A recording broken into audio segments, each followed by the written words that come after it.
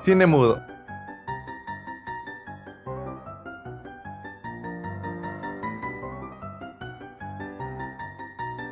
La técnica del cine consiste en proyectar imágenes a intervalos regulares para crear la ilusión de movimiento.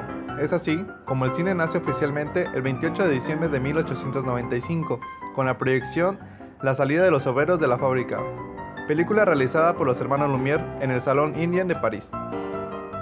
Parte esencial del cine es la historia, ya que su pilar es el fundamento narrativo, tal como su argumento, la ambientación y la atmósfera cinematográfica.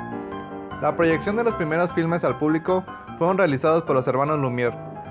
Estas películas son documentos históricos que reflejan situaciones, hechos, modos de vivir y de sentir. Georges Méliès fue uno de los precursores del cine. La primera película que rodó fue El caso Dreyfus de 1899. Dicha película solo tuvo una duración de 15 minutos. Ya en 1900 filmó su segunda película titulada Cenicienta, con tan solo 20 escenas. Entre sus películas más notables son Viaje a la Luna de 1902, Alucinaciones del Barón de Münchhausen, donde experimenta con los trucos cinematográficos. El cine mudo es considerado el cine primitivo, ya que no posee sonido de ninguna especie. Esto es debido a que la tecnología de la época no lo permitía. La primera película de cine mudo fue El Jardín de Broadway de Gilles Leprand de 1888. Su duración era de tan solo 2 segundos y mostraba a dos personajes caminando alrededor del jardín de Oakwood Grange. Suele hablarse del cine mudo como la época silente o muda, y eso no es del todo exacto, aunque es cierto que las proyecciones solo se valían de mostrar imágenes en movimiento sin sonido alguno. Para ello, las proyecciones en las salas iban acompañadas de la música tocada por un pianista o una orquesta. Además, era comentada por la voz de un narrador, quien era una figura destacable que hacía posible entender la película. Los pueblos pequeños tenían un piano para acompañar las proyecciones, pero las grandes ciudades tenían su órgano propio e incluso una orquesta completa, la cual podía ejecutar algunos efectos sonoros. De los órganos de teatro, el famoso Rudolf Gurlitt Company podría simular sonidos de orquesta, entre otros. En ocasiones, había un narrador que describía lo que iba ocurriendo. Para complementar la falta de audio, se ideó un sistema de subtítulos agregados, mediante los cuales se añadían los diálogos. Surge entonces el escritor de títulos, quien era un profesional de la época muda. Dicha función era equiparable con la del guionista. Los títulos eran parte esencial del cine mudo, convirtiéndose así en elementos gráficos que ofrecían decoraciones de avance sobre la película. Directores. El cineasta más influyente del periodo mudo en la naciente industria americana fue el productor y director Walt Griffin, que en 1908 desarrolló la producción en los estudios Biograph en Nueva York y perfeccionó los elementos que hasta entonces se habían empleado para hacer cine. Dio a los planos un sentido narrativo funcional, comenzándolo solo cuando había en la acción elementos significativos que mostrar y terminando en cuanto la acción concluía. También acercó la cámara a los actores para conseguir más fuerza emocional, dando al primer plano un sentido enfático y rompiendo con el tópico. Griffin, además de introducir estas novedades en la colocación de la cámara, hizo también evolucionar la puesta en escena y formó su propia compañía de actores hacia un modo de interpretación más naturalista. En su escuela se formaron futuras estrellas como Mary Pickford, Lillian Gish y Lionel Barrymore. Además, experimentó con cierta libertad con la iluminación, los ángulos de cámara y el uso de filtros sobre los objetivos para conseguir efectos únicos. Sergei y Pudovkin, también directores de la época del cine mudo, recibieron una fuerte influencia de la obra de Griffin, sobre todo la intolerancia y su montaje, aspectos del nuevo arte que analizaron en detalle, formularon teorías, depuraron y aplicaron hasta conseguir los más brillantes logros en este campo, con gran fuerza visual y capaces de dejar una fuerte impresión en el espectador. Pudovkin dedicó sus esfuerzos a combatir la injusticia social, hecho que vemos en la película La Madre de 1926, El fin de San Petersburgo 1927 y Tempestad sobre Asia en 1928.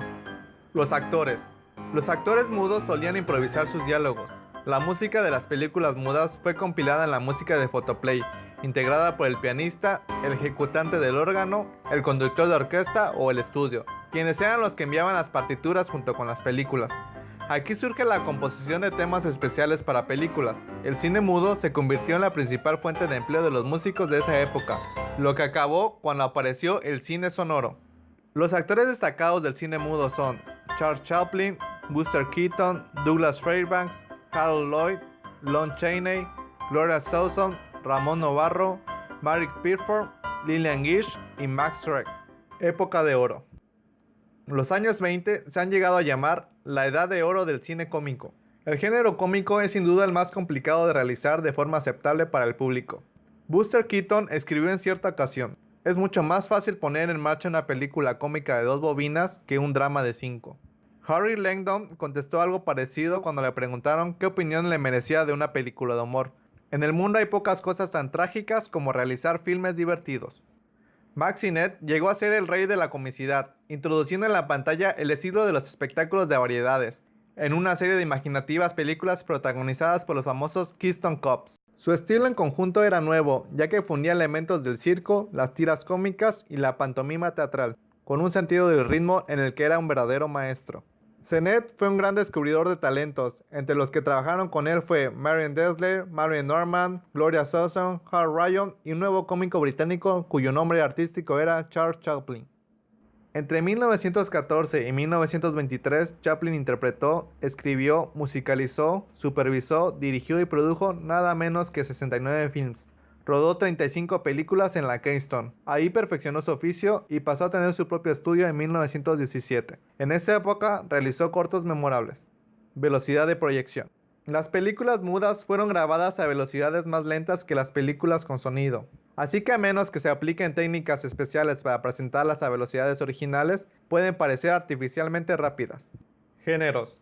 Los primeros géneros del cine mudo fueron documentales como La salida de la fábrica de los hermanos Lumière, y fue hasta la década de 1910 en los que se encontraban la comedia, el drama, el romance y el terror. Algunos referentes de películas del cine mudo son Viaje a la Luna de 1902, Robin Hood de 1922, Ladrón de Bagdad de 1924, La Quimera de Oro de 1925, Metrópolis 1927, Luces de Ciudad 1931 y Tiempos Modernos 1936. El declive. A finales de 1920 ya existía un método confiable para la grabación de sonidos y sincronización. En esta época comenzaron a aparecer obras cortas y con sonidos. Tal es el caso de Jazz Singer o El Cantor de Jazz de 1927. Now get this. Blue sky, smiling at me, nothing but little blue sky, do I see. Este éxito comercial supuso una revolución para la industria, el comercio y el arte cinematográfico. Es así como el cine mudo evolucionó para convertirse en el cine sonoro.